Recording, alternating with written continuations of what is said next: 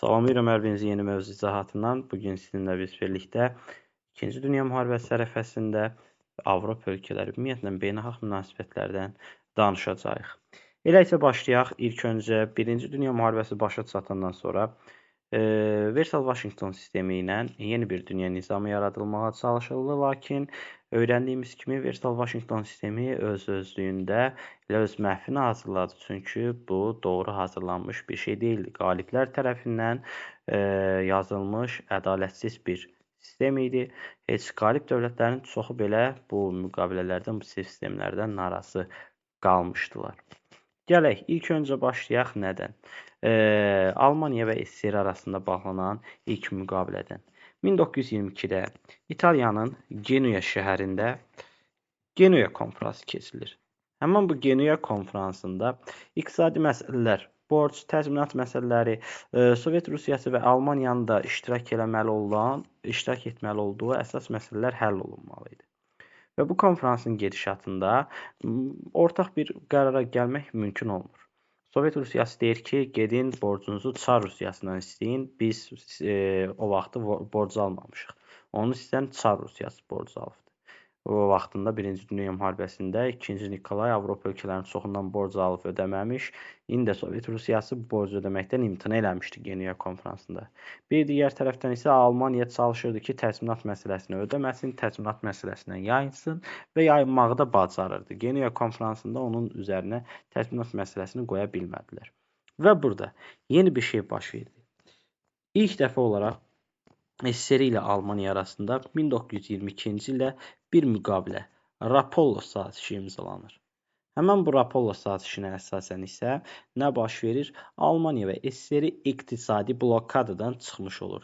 Yəni, bayaq bunlarla heç kəs ticarət eləmirdi. Artıq bu iki dövlət ancaq bir-biri ilə ticarət eləyəcək və beləliklə blokadadan çıxmış olacaq. Və ilk dəfə belə deyək ki, xarici ticarətlə yenidən məşğul olmağa başlayacaqlar 1-ci Dünya müharibəsindən sonraki dövr üçün. Davam edək digər bir məsələ ilə. İndi Almaniyaya qarşı biz dedik 20-ci əsrin əvvəllərində hansı dövlətdə revanşist siyasəti yeridən Fransa, qisas siyasəti yeridir və Fransa istəyirdi ki, vaxtında 5 milyard təzminat ödəmişdi axı Frankfurt sülhünə görə. İndi Fransa istəyir ki, Almaniyadan həmin o təzminatı geri alsın. Çünki həmən Versal müqaviləsində də deyilirdi ki, Almaniya təzminat ödəməlidir. Bu təzminatı Almaniyadan almağın iki yolu var idi. 1. Ya Fransa Almaniyaya hərbi müdaxilə eləməlidir. 2. Millətlər Cəmiyyətinə müraciət eləməlidir. Birinci yolu seçir Fransa. Birbaşa hərbi müdaxilə eləyir. Və 1923-də onların qoşunu və bir də burada görürsünüz, Belçika ilə Fransanın birləşmiş qoşunları 1923-də Almaniyanın Ruhr bölgəsinə qoşun yeridirlər. Və Ruhr bölgəsi, belə deyək ki, necə ki, Elzas-Lotaringiya Fransa üçün əsas sənaye mərkəzi idi, Ruhr da Almaniya üçün əsas, belə deyək, sənaye mərkəzi vilayəti idi və buranın ələ keçirilməsi ilə birlikdə Fransızların əsas məqsədi ondan ibarət idi ki, Almanlardan təzminatı bu yol vasitəsilə Ruhdakı təbii sərvətləri mənimsəmək yolu ilə alsın. Və belə siyasətə, Fransanın belə deyək də hərb yolu ilə Almaniyadan təzminat almağa çalışdığı siyasət tarixdə adlanır edam siyasəti. Yəni zor yolu ilə, belə deyək, təcavüzkardan zor yolu ilə hər hansı bir şeyi əldə etmək. Fransa bu dövrdə hansı ölkəyə qarşı edam siyasəti yeridir? Almaniya. Fransa deməli revanşist siyasəti yeridir Almaniyaya qarşı, bir də nə siyasəti yeridir? Edam siyasəti. Lakin Almaniyanın təzminat məsələsi 1924-cü illə belə deyək ki, bir növ rəfə qaldırılacaq. 1924-də ABŞ Dawes planını hazırlayır. Dawes planının əsasını nə təşkil edirdi? ABŞ Almaniyaya borc verəcək və Almaniya təzminatın ödəməsini belə deyək, daha uzun vaxta böləcək. Daha uzun vaxta bölməsi, belə deyək də, illik olaraq daha az gəlir, daha az pul ödənilməsinə gətirib çıxarır. Və belə olanda Almaniya ölkəsi nə olacaq? Zəifləməyəcək. Fransızlar istəyirdilər ki, birbaşa Almaniyadan pulu bir dəfəlik alsınlar və Almaniya zəifləsin, özünü toparlaya bilməsin. Amma ABŞ 1924-də yaratdığı Dawes planı ilə Almaniyaya kreditlər verir, borc verir, onun iqtisadiyyatının yüksəlişə keçməsinə səbəb olur. Üstəgəl Almaniyanın təzminat ödəmə məsələsini uzatmasına gətirib çıxarır. Və beləliklə nə baş verir Almaniyada? Yüksək bir inkişaf. ABŞ-ın verdiyi kreditlər və üstəgəl Almaniyada Weimar Respublikasının yeni buraxdığı pul vahidi ilə birlikdə Alman iqtisadiyyatı öz yüksəlişinə keçir. Və yadımızdadsa biz deyirdik ki, Weimar dövrü, Weimar konstitusiyası dövrü başlayır. Weimar Almaniyasının qızıl əsri. Hətta həmin o qızıl əsr olan dövr dünya tarixində də belə deyək ki, yumşalma dövrü kimi xarakterizə olunur. Belə ki, 1924-29-cu il dünya ölkələri arasında yumşalmadır. Yumşalma deyiləndə nədir? Beynəlxalq siyasi vəziyyət normallaşır, müharibələr demək olar ki, dayanır və bütün ölkələr bir-birinə qarşı yenidən inamı bərpa edirlər və yumşalma mərhələsində vəziyyətin yaxşılaşmasına səbəb olan iki əsas bizim konfransımız var. Daha doğrusu bir konfrans deyək, bir pakt. İlk öncə adlarını çəkək. 1. 1925-ci il söhbət Lokarno konfransından gedir. Bir digəri isə 1928-ci ildə imzalanan Briand-Kellogg paktından. Biz birinci baxaq sizlə 1925 Lokarnoya. Lokarno harda yerləşir? İsveçrədə. İsveçrədə İtaliyanın üzərində baxın burada gördüyünüz dövlət. 1925-də İsveçrədə Lokarno konfransı çağırılır və konfransda əsas iştirak edən ölkələr Fransa, Almaniya və Belçikadır. Bu üç ölkə arasında razılıq əldə olunur. Deyirlər ki, sərhədlər toxunulmazdır, bir dövlət digər dövlətin sərhədinə toxuna bilməz. Və bir digər tərəfdən hər üç ölkə razılaşır ki, nə olacaq? Biz müharibə məsələlərinə girişməyəcəyik. Yəni, hər hansısa bir problem yaşandıqda bunu silah yolu ilə yox, sülh yolu ilə həll edəcəyik. Və bununla da belə deyək ki, Almaniya ilk dəfə olaraq artıq dünya ölkələri ilə əməkdaşlığa başlayır. Yəni, bir növ o artıq siyasi blokadadan çıxır. Artıq beynəlxalq vəziyyət Almaniya üçün yaxşılaşır və elə bunun nəticəsində bir il sonra 1926-da Almaniya Millətlər Cəmiyyətinə qəbul olur. Sual verilir, Weimar Almaniyası hansı hadisə ilə birlikdə cəmiyyətdə, yəni dünya cəmiyyətində, beynəlxalq aləmdə Avropa ölkələri kimi bərabər hüquqlu dövlət kimi tanınır? Söhbət hansı konfransın qərarından gedəcək? 1925 Lokarno konfransının qərarına əsasən. Beləliklə, bir il sonra 1926-da Almaniya bu sayədə Millətlər Cəmiyyətinə üzv qəbul olunacaq. Gəldik ikinci bir məsələyə. Briand-Kellogg paktı. Briand Fransanın Xarici İşlər Naziri, Kellogg isə ABŞ-ın Xarici İşlər Naziridir və 1928-də bunlar bir pakt imzalayırlar. Pakt da elə müqavilə deməkdir, sülh, saziş deməkdir. Həmən pakta görə bu paktı imzalayan bütün tərəflər müharibələrdən imtina edirlər və üstəgəl bütün münaqişələri dinc yolla, yəni sülhlə həll edəcəklərini qələmə verirlər. Beləliklə, hər iki məsələ, həm Lokarno konfransı 1925, həm 1928 Briand-Kellogg oxşar cəhətimiz nədir bizim? Müharibələrdən imtina edib, hər şeyi sülhlə həll edəcəkləri barədə demələri. Və hətta bir il sonra 1929-da SSR də həmən Briand-Kellogg paktına qoşulacaqdır. Lakin 1924-29-cu il yumşalma dövrü 29-da başa çatır. Səbəb olaraqsa biz deyək, dünya iqtisadi böhranının başlaması. Dünya iqtisadi böhranının başlaması ilə vəziyyət dəyişəcək. Gələk indi qaydaq bir digər məsələlərimizə. İlk öncə bir başlayaq, bu dövrdə danışaq İtaliya və Almaniya və Yaponiyanın təcavüzkar siyasətlərindən. Üfüqdə qaranlıq. Başlıq bu. Üfüqdə qaranlıq. Görək nə baş verir. 1923. İtaliyalılar Liviyanı ələ keçirirlər və Liviyada böyük bir, belə deyək ki, qalxan üsyanı yatırırlar və burada soyqırım həyata keçirirlər. Millətlər Cəmiyyətinin məqsədi o idi ki, bu sülh vəziyyəti yaratsın, müharibəyə son qoysun. Lakin 1923-də İtaliyalıların Liviyada törətdiyi soyqırımın qarşısını Millətlər Cəmiyyəti almır. Elə bununla da Millətlər Cəmiyyəti öz zəifliyini büruzə vermiş olur və davam edən hadisələrdə bu özünü yenə göstərir. Belə ki, 1931-də Millətlər Cəmiyyəti yenə zəifliyini üzə verir. Səbəb yenə bir hadisə. Liviyada Ömər Muxtarın başçılığı ilə üsyan olur və həmən üsyan 1932-ci ildə İtaliyan hərbi qüvvələri tərəfindən yatırılır. Hətta üsyançılara qarşı kimyəvi silahlardan istifadə olunur. Həmin bu hadisələrə görə müasir dövrdə İtaliya Liviya ölkəsindən 2008-ci ildə sülh bağlayaraq, belə deyək, hətta üzr də istəmişdirlər. Ancaq üzr istəməyin nə faydası? artıq orada soyqırımlar həyata keçirilir. Nəysə, ümumiləşdirəsi olsaq, Millətlər Cəmiyyəti artıq 1931-ci ildən tutsaq, heç cürə fəaliyyəti yoxdur. Tam şəkildə özünün fəaliyyətsizliyini büruzə verib və zəifliyini göstəribdir. Və bu zəifliyi görən elə 1933-də Almaniyada hakimiyyət ələ keçirən Hitler də başlayacaq təcavüzkar siyasət yeritməyə. Şərqdə isə bir digər tərəfdən Yaponiya belə bir siyasət yeridəcək. Belə ki, Yaponlar böyük böhranın başlaması ilə nə baş verir? Bütün ölkələr içinə qapanır, gömrük rüsumları qalxır və belə olanda bir ölkə digər ölkədən nəsə idxal edə bilmir. Və Yaponiya məcbur olur ki, onun təbii sərvətləri yoxdur yerləşdiyi mövqeyə əsasən və hər şeyi demək olar xaricdən alır Yaponiya. Və bunun üçün nə etməli olur Yaponiya? Məcbur qalır başqa bir siyasətə əl atmağa, işğalçı müharibələrə. Çünki ona nə lazımdır? Xammal mənbəyi. Bir şey lazımdır ki, nəsə bir şey istehsal eləsin. Xammal mənbəyi olmadan nə istehsal eləyə bilər Yaponlar? Və buna görə 1930-cu illərin əvvəllərində Yaponlar belə deyək, Çinin şimal-şərqini, Mancuriyanı ələ keçirməyə başlayır və burada Manchukuo adlı bir belə deyək, oyuncaq bir dövlət qururlar. Bununla yanaşı 1933-cü ildə Yaponların həmən Çinə qarşı apardığı müstəmləkəçi işğallara görə Yaponları Avropa ölkələri Millətlər Cəmiyyətindən qovur. Elə 1930-cu ildə Versal müqaviləsinin ədalətsizliyinə şikayətlənən Almaniyada Millətlər Cəmiyyətini tərk etdiyini bəyan edir. Beləliklə 1933-də iki ölkə Almaniya və Yaponiya neynədi? Millətlər Cəmiyyətini tərk elədi. Səbəb olaraq Yaponiya göstərdi.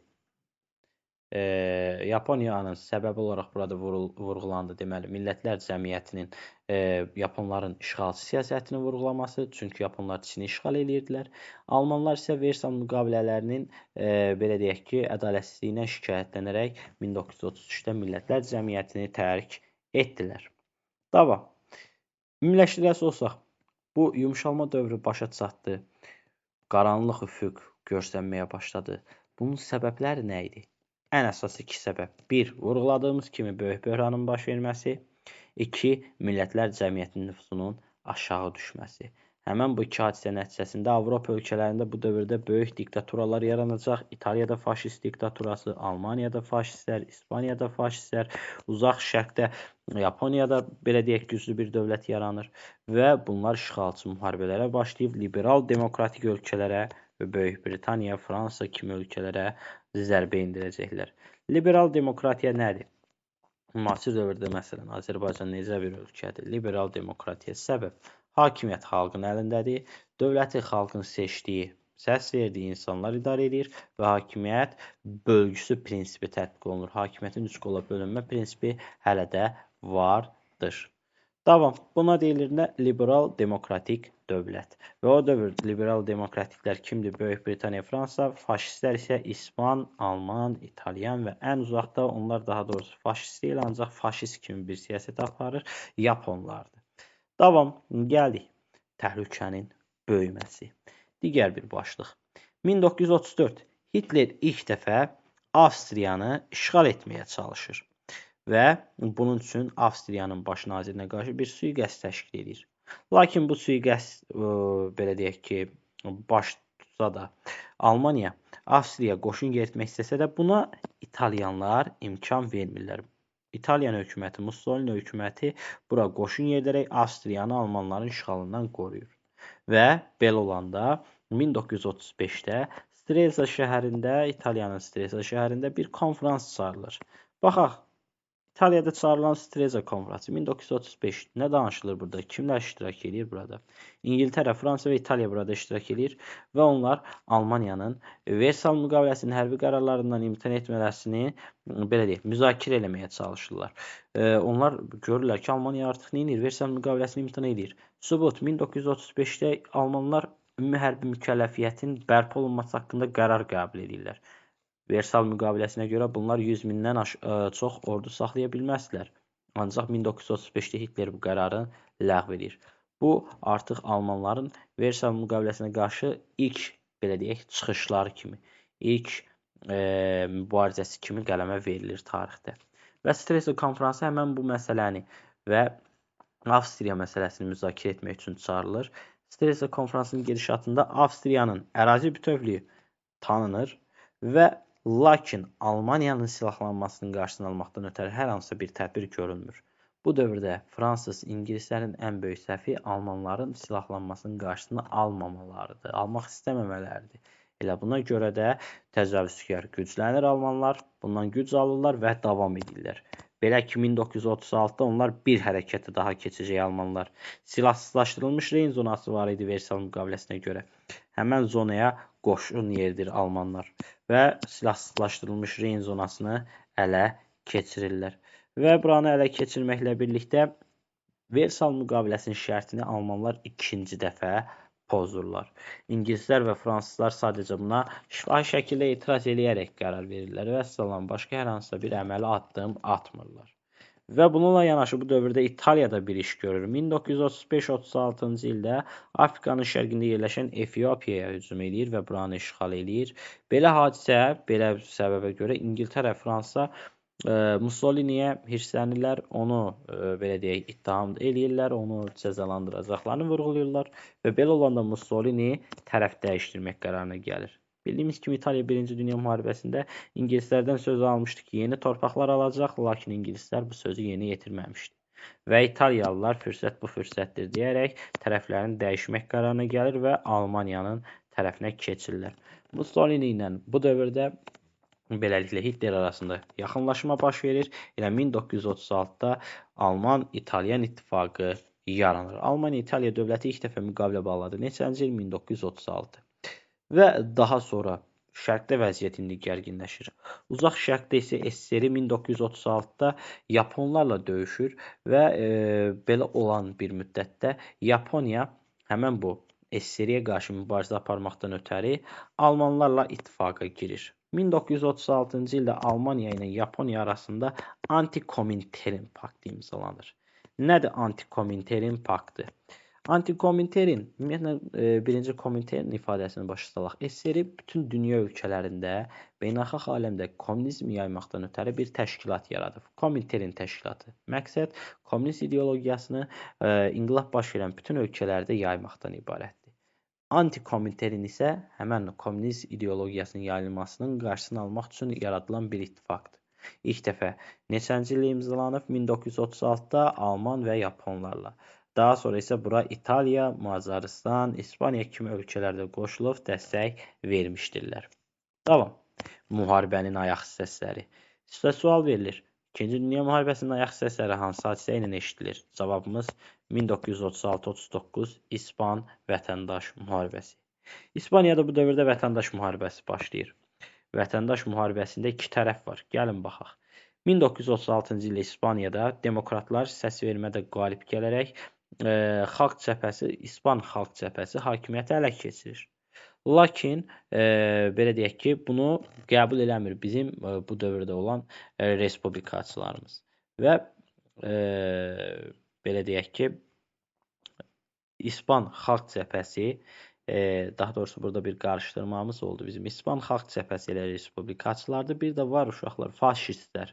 Faşistlər kimdir? Respublikaçılar kimdir? Respublikaçılar 1936-da İspaniyada hakimiyyətə gələn şəxslərdir. Bunların partiyası adlanır Xalq Cəbhəsi, İspan Xalq Cəbhəsi. Və bu dövrdə bir də var faşistlərin partiyası və onun başını çəkən şəxsi isə İspaniyanın məşhur generallarından biri olan Francodur. Həmən bu Franco deyir ki, 1936-cı il İspan seçimlərində ədalətsizlik olub, haqsızlıq olub, saxtalaşdırma prosesi olub və yenidən seçki keçirilməsini tələb edir. Buna isə xalq cəbhəsi belə deyək ki, yalanlayır və buna qarşı çıxır. Belə olanda iki tərəf arasında, iki ayrı fikir arasında iki qruplaşma müharibəyə başlayır və beləliklə İspaniya vətəndaş müharibəsi başlayır. Respublikaçılarla faşistlər arasında. Faşistlərə 1937-ci ildən Almaniya və İtaliya kömək eləyəcək. Respublikaçılara isə ardından SSR kömək eləyəcəkdir. Lakin müharibənin gedişatında qalib gələn tərəf faşistlər General Franco olur və İspaniyada hakimiyyət ələ keçirərək yeni bir faşist diktaturasını yaradır. Və beləliklə faşistlər qələbə qazanaraq 1939-da İspaniyanı ələ keçirirlər. Müharibənin İlk ayaq hissələri. Söhbət hansı hadisədən deməli getdi? İspan vətəndaş müharibəsindən. Davam. Sakitləşdirmə siyasətinə gələk. Bu dövrdə Böyük Britaniya və Fransanın Almaniyaya qarşı yeritdiyi siyasət adlanır sakitləşdirmə siyasəti. Niyə? 1938 34-cü ildə cəhd edib əldə edə bilmədiyi şeyi Almaniya 1938 elədi. Anşlüs yolu ilə, yəni birləşdirmə yolu ilə Avstriyanı işğal edib özünə tabe elədi. Avstriyanı işğal edəndən sonra Adolf Hitler gözünü Çexoslovakiyanın Sudet vilayətinə dikdi. Deyirdi ki, həmin o Sudet vilayətində almanlar yaşayır. Ora Almaniyaya məxsus olmalıdır. Və bunun üçün bir konfransın çağırılmasını istədi Hitler. Belə olanda Böyük Britaniya və Fransa 1938-ci ildə Münhendə bir konfrans çağırdı. 1938 Münhen konfransı. Baxaq, Münhen konfransında nədən bəhs olunur? Deyilir ki, biz İngilis və fransızlar sakitləşdirəcəyik. Biz Sudet vilayətini Almaniyaya verməyə razıyıq. Beləliklə, Münhen konfransının qərarında Sudet vilayəti yekdilliklə verilir Almanlara. Almanlar buranı işğal elədimi? Beləliklə, Almanların Mərkəzi Avropada mövqeyi güclənərmi? Bəli. Avstriyanı işğal ediblər, Sudet vilayətini tutublar, mövqeləri güclənir. Və bu sakitləşdirmə siyasəti öz böhranını cəmi 1-2 il keçən kimi o dəqiqə özünü göstərəcək. Çünki eləməz. Bir il sonra 2-ci Dünya müharibəsi başlayır. 1939-da Almanlar bütünlükdə Çexoslovakiyanı özlərinə ilxaq edirlər. Və deyirik, Almanlar ilk dəfə Almanlar yaşamayan bölgəni ələ keçirdi. Hansı hadisə ilə? Cavab 1939 Çexoslovakiyanın tam şəkildə Alman tərəfindən ilxaqı ilə birlikdə. Bu dövrdə İngilis və fransızlar niyə bəs sakitləşdirmə siyasəti edir? Bunların ordusu filan yoxdurmu Almaniyaya müdaxilə eləsin? Səbəb bu dövrdə həm Böyük Britaniya, həm Fransanın yeni bir müharibəyə hazır olmaması, ikinci bir səbəb isə xalqın müharibədən yana olmaması idi. Xalqlar, hər iki ölkənin xalqı müharibə etmək istəmirdi. Müharibədən uzaq qalmaq istəyirdi. Çünki müharibə aclıq, qıtlıq və ölüm, xəstəlik deməkdir. Davam. Sakitləşdirmə siyasətindən danışdıq. Almanların işğalından 1939-da İtalyanlar da işğallarını davam elətdirərək Avropada yerləşən həmən bu işarələdiyim yerə diqqət, Albaniya dövlətinin ərazisini işğal edirlər və 1939-da İtalyanlarla Almanlar arasında yeni bir müqavilə, Polad paktı imzalanır. Həmən Polad paktının əsasını nə təşkil edir?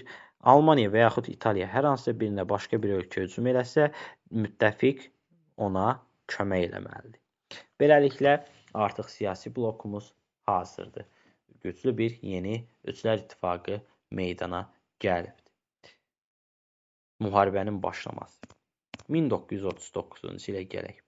Ümumiyyətlə, 1939-cu ildə Almanlar yeni bir ərazi iddiası irəli sürür. Söhbət müharibəni başladacaq olan dövlətdən gedir.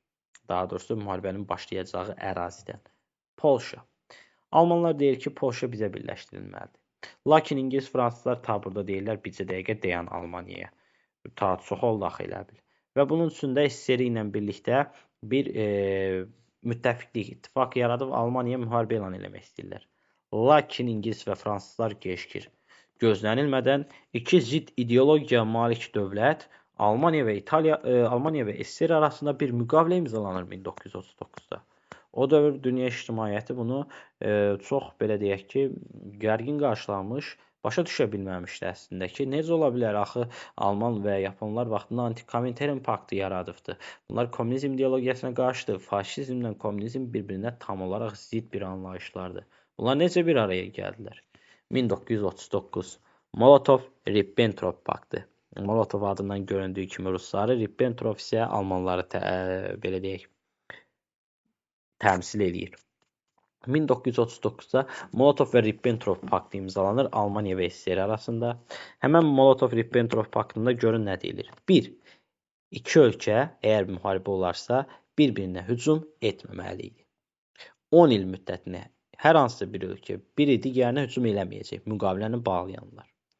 Və digər bir tərəfdən bu müqavilənin gizli bir dənə də protokolu, gizli bir maddəsi də var. Həmən o gizli protokola görə Şərqi Avropa bölgəsi SSR və belə deyək ki, Almaniya arasında nüfuz zonalarına bölünür və bununla yanaşı Almaniya və SSR Polşanın iki yerə bölünməsi barədə razılığa gəlirlər. Belə ki, Polşanın şərqini işğal edəcək ruslar, qərbini isə Almanlar. Və beləliklə biz deyirik, bəs almanlar vaxt var idi, iki cəbhədə müharibə aparırdılar. Nə yaxşı indi belə bir şey elədilər. Səbəb almanlar 1-ci Dünya müharibəsində ağır bir təcrübə əldə eləmişdilər. Görmüşlər ki, iki cəbhədə müharibə aparmaq çox çətin bir işdir və bunun üçün də iki cəbhədə 2-ci Dünya müharibəsində müharibə aparmasınlar deyə ilk öncə SSR-ni belə deyək, rəqib kimi sıradan çıxarırlar. Və beləliklə Almaniyanın 1939-cu il sentyabr ayının 1-də Polşaya hücum etməsi ilə birlikdə 2-ci Dünya müharibəsi başlayır. Növbəti mövzuda inşallah 2-ci Dünya müharibəsindən danışacağıq. Növbəti video izahatda görüşənə qədər sağ olun, salamat qalın.